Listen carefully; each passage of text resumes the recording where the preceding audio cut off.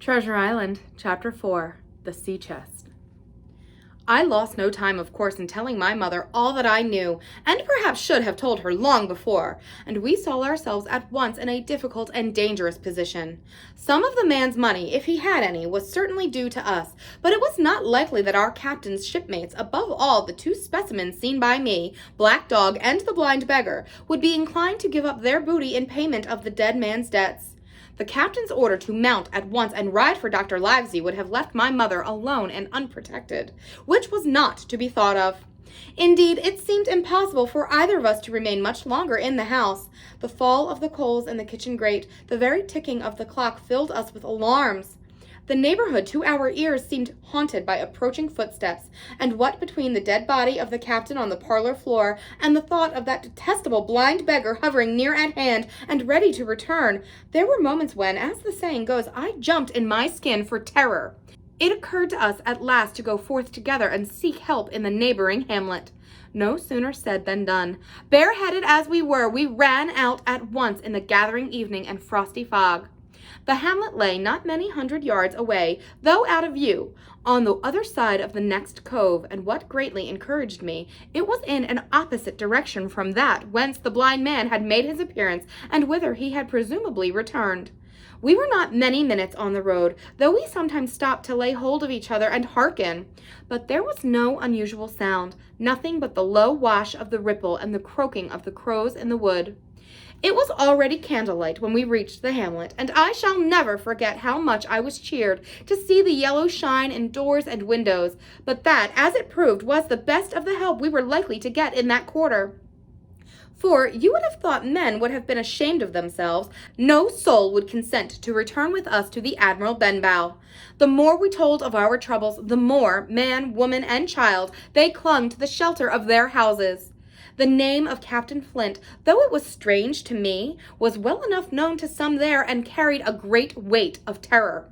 Some of the men who had been to field work on the far side of the Admiral Benbow remembered besides to have seen several strangers on the road and, taking them to be smugglers, to have bolted away, and one at least had seen a little lugger in what we called Kit's Hole.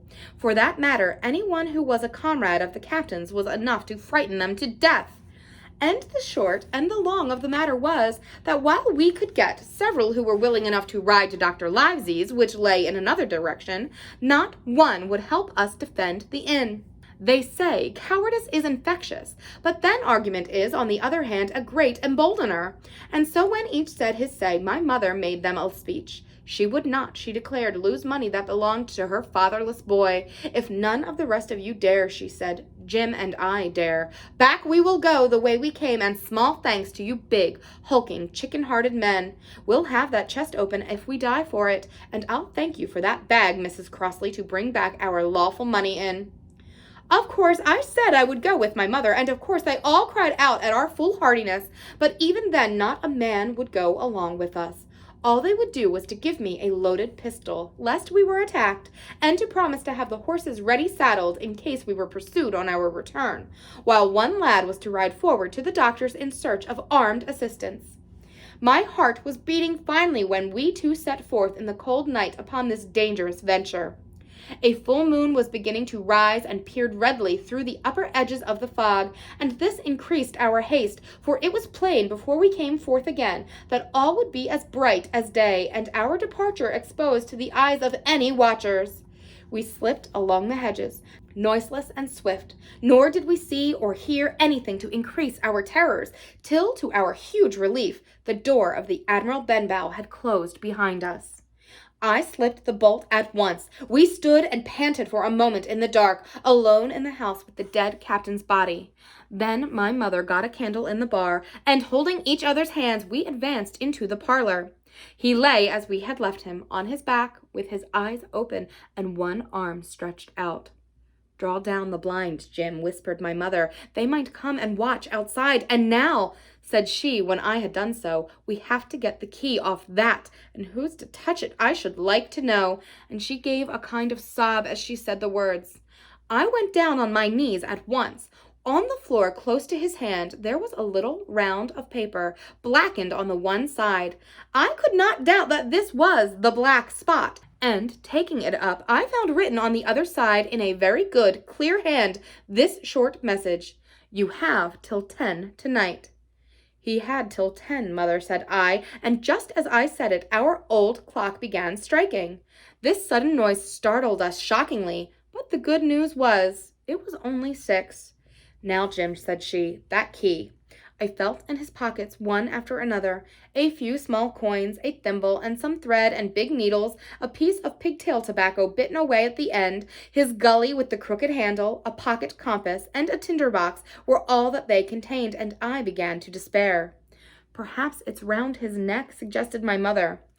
Overcoming a strong repugnance, I tore open his shirt at the neck, and there, sure enough, hanging to a bit of tarry string, which I cut with his own gully, we found the key. At this triumph we were filled with hope, and hurried upstairs without delay to the little room where he had slept so long, and where his box had stood since the day of his arrival.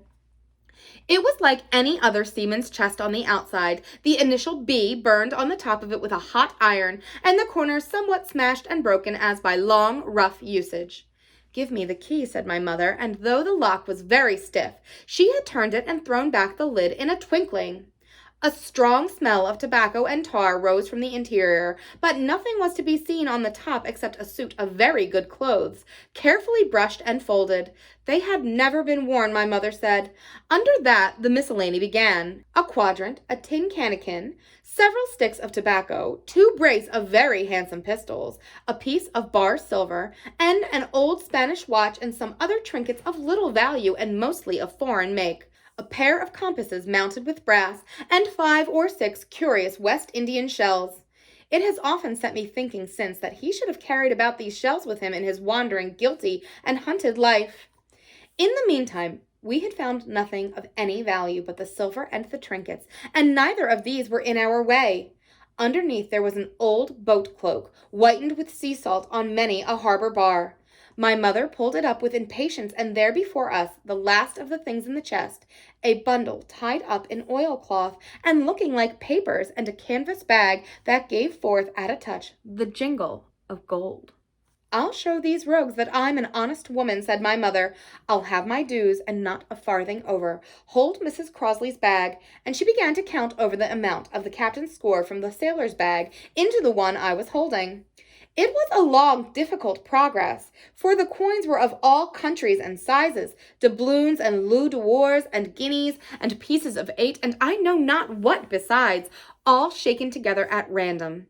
The guineas, too, were about the scarcest, and it was with these only that my mother knew how to make her count. When we were about halfway through, I suddenly put my hand upon her arm, for I had heard in the silent, frosty air a sound that brought my heart into my mouth.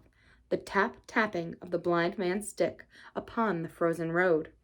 It drew nearer and nearer, while we sat holding our breath. Then it struck sharp on the inn door, and then we could hear the handle being turned, and the bolt rattling as the wretched being tried to enter, and then there was a long time of silence both within and without. At last the tapping recommenced, and, to our indescribable joy and gratitude, died slowly away again until it ceased to be heard. "Mother," said I, "take the whole and let's be going," for I was sure the bolted door must have seemed suspicious, and would bring the whole hornet's nest about our ears, though how thankful I was that I had bolted it, none could tell who had never met that terrible blind man. But my mother, frightened as she was, would not consent to take a fraction more than was her due, and was obstinately unwilling to be content with less. It was not yet 7, she said, and by a long way she knew her rights, and she would have them. And she was still arguing with me when a little low whistle sounded a good way off upon the hill. That was enough, and more than enough, for both of us. "I'll take what I have," she said, jumping to her feet. "And I'll take this square to the Count," said I, picking up the oilskin packet. Next moment we were both groping downstairs, leaving the candle by the empty chest, and the next we had opened the door and we were in full retreat. We had not started a moment too soon. The fog was rapidly dispersing. Already the moon shone quite clear on the high ground on either side, and it was only in the exact bottom of the dell and round the tavern door that a thin veil still hung unbroken to conceal the first steps of our escape. far less than half away to the hamlet, very little beyond the bottom of the hill, we must come forth into the moonlight. Nor was this all, for the sound of several footsteps running came already to our ears, and as we looked back in their direction, a light tossing and to and fro were still rapidly advancing, showing that one of the newcomers carried a lantern. "My dear," said my mother suddenly, "take the money and run on. I am going to faint." This was certainly the end for both of us, I thought. How I cursed the cowardice of the neighbors! How I blamed my poor mother for her honesty and her greed, and for her past foolhardiness and present weakness. We were just at the little bridge by good fortune, and I helped her, tottering as she was, to the edge of the bank, where, sure enough, she gave a sigh and fell on my shoulder. I do not know how I found the strength to do it at all, and I am afraid it was roughly done, but I managed to drag her down the bank and away a little under the arch. Farther I could not move her, for the bridge was too low to let me do more than crawl below it. So there we had to stay, my mother almost entirely exposed, and both of us within earshot of the inn.